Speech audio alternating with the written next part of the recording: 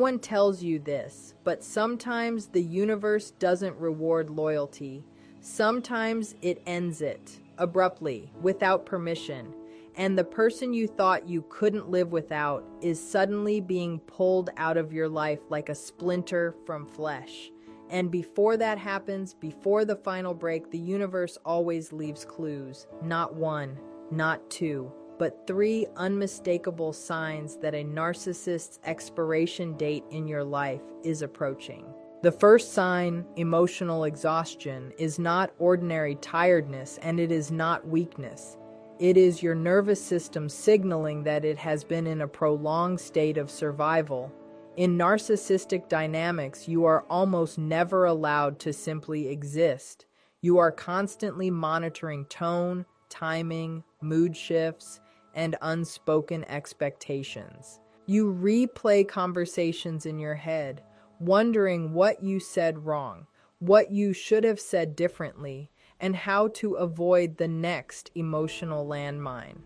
Over time, this hypervigilance drains you at a cellular level.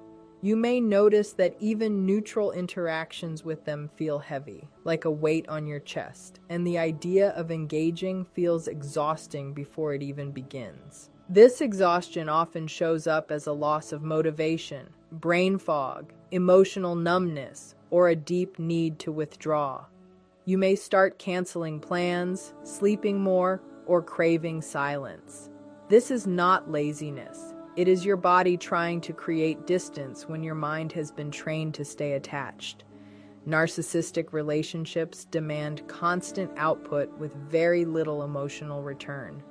You give empathy, reassurance, patience, and understanding while receiving confusion, criticism, or conditional affection.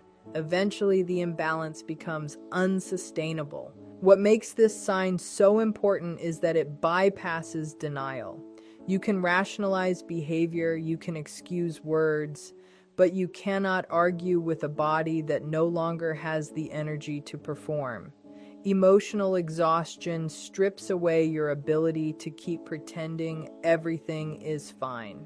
You may notice that you no longer have the strength to defend them to others or to defend the relationship to yourself. Even small requests from them feel intrusive, and their presence starts to feel like an obligation rather than a connection. This is often when people feel guilty for wanting space. They tell themselves they are being selfish or ungrateful. In reality, this exhaustion is the beginning of detachment. It is the universe creating a physical and emotional boundary when none was allowed before. When your energy starts pulling back on its own, it means the dynamic has already crossed a line your system will no longer tolerate. The second sign is clarity through confusion. And this is one of the most destabilizing phases because it feels like you are losing your grip just as you are actually gaining awareness. In narcissistic dynamics, your mind is trained to override what you see and feel. You explain away inconsistencies, excuse hurtful behavior, and accept explanations that never quite add up. You do this to preserve attachment because facing the truth would threaten the relationship you've invested so much of yourself in. When the universe begins to intervene, that internal balancing act collapses. You may notice that their words stop landing the way they used to. Promises feel empty. Apologies feel rehearsed. Stories change depending on the audience. You start catching small contradictions, moments where the logic breaks, and instead of smoothing them over, they stick with you. This creates intense mental discomfort. You feel confused, scattered, even anxious, because the version of reality you were maintaining can no longer hold. This is not madness. This is cognitive dissonance surfacing instead of being suppressed. During this phase, many people describe feeling foggy yet hyper-aware at the same time. You question yourself constantly, but the questions are different now. Instead of asking, "What did I do wrong?" you start asking, "Why does this keep happening?" Or, Why do I always feel like this after interacting with them? The confusion is not the problem. The confusion is the doorway. It forces your brain to slow down and re-examine patterns rather than excuses. This sign often comes with emotional unease. You may feel unsettled without knowing why, restless around them, or emotionally disconnected even when things appear calm on the surface. The relationship starts to feel unreal, like you're watching it from the outside. This is your perception recalibrating. You are no longer fully immersed in the narrative they created. What makes this stage painful is that clarity does not arrive as relief. It arrives as disruption.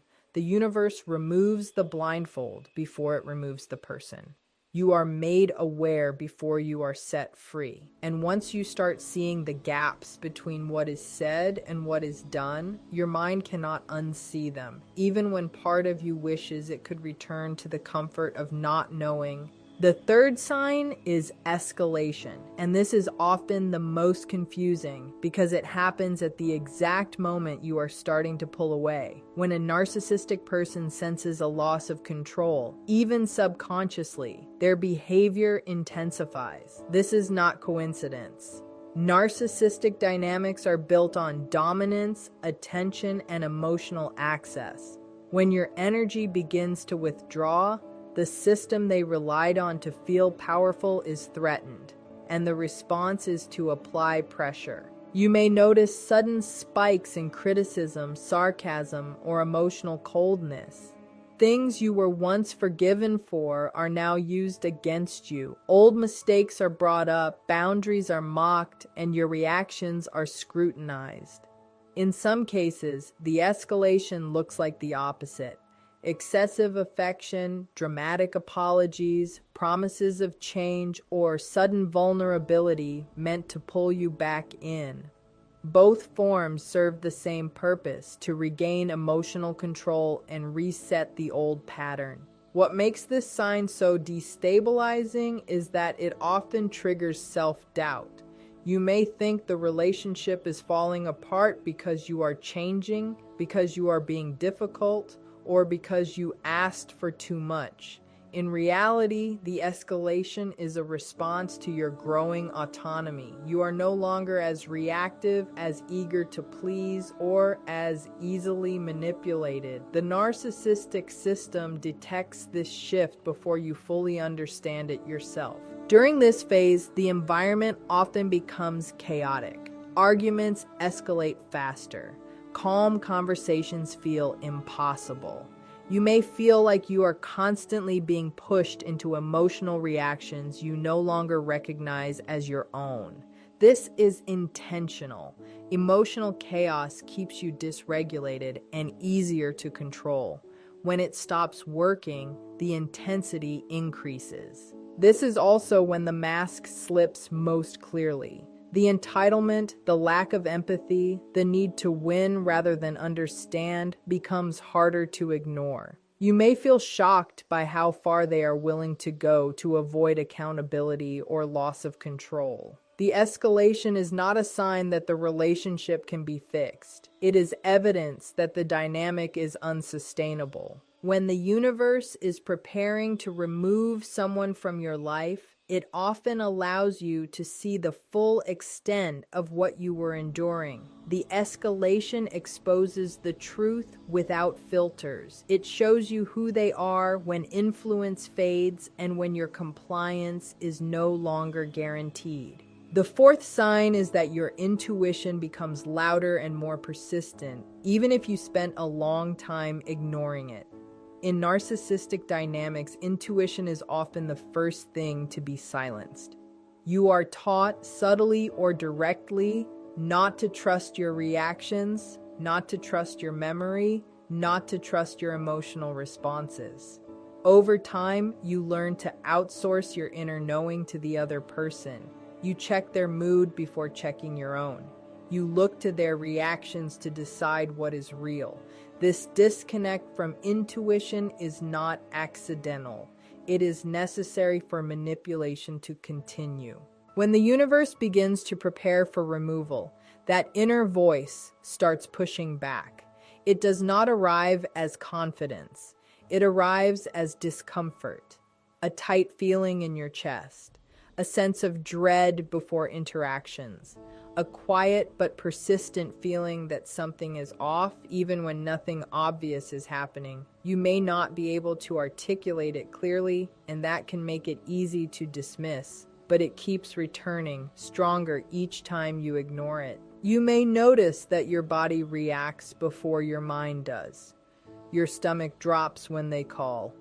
You feel tense when they enter the room. You feel relief when they are gone. These are not random reactions.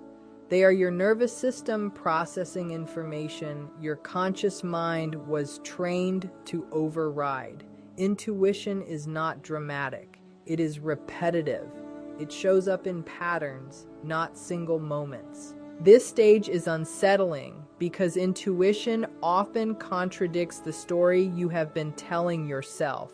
You may think, they didn't say anything wrong, yet feel deeply unsettled, or they apologized, yet feel no sense of safety.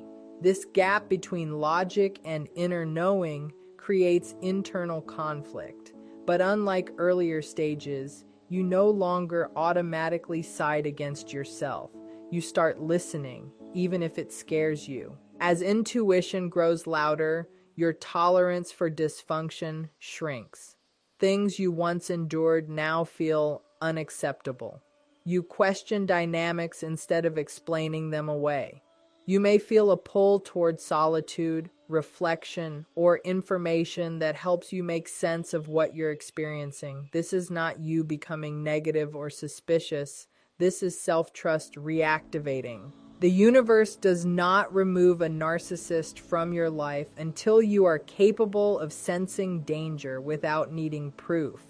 When intuition returns, it is a sign that your internal compass is coming back online, and once you reconnect with that voice, staying in the same dynamic becomes increasingly impossible because your system no longer cooperates with denial. The fifth sign is that external disruptions begin to expose what you have been minimizing.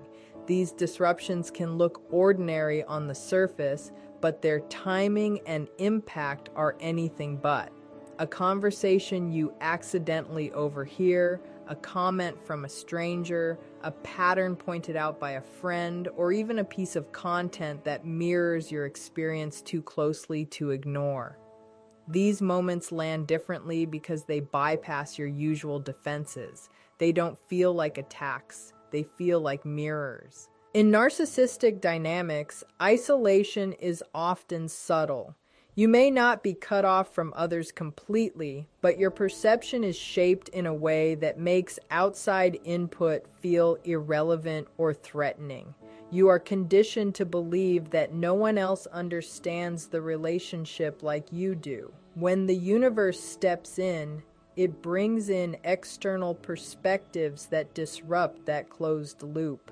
Suddenly, someone says exactly what you have been feeling but never voiced. Or you see your experience described with unsettling accuracy and it hits you in the body before it reaches your mind. These disruptions often come when you are already emotionally exhausted and questioning things internally. That is not coincidence. At this stage, you are finally receptive. Instead of dismissing what you hear, you pause, you reflect, you replay interactions with fresh eyes.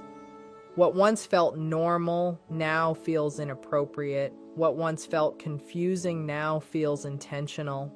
The outside world starts validating what your inner world has been trying to process quietly. This can feel destabilizing because it challenges the version of reality you've been maintaining.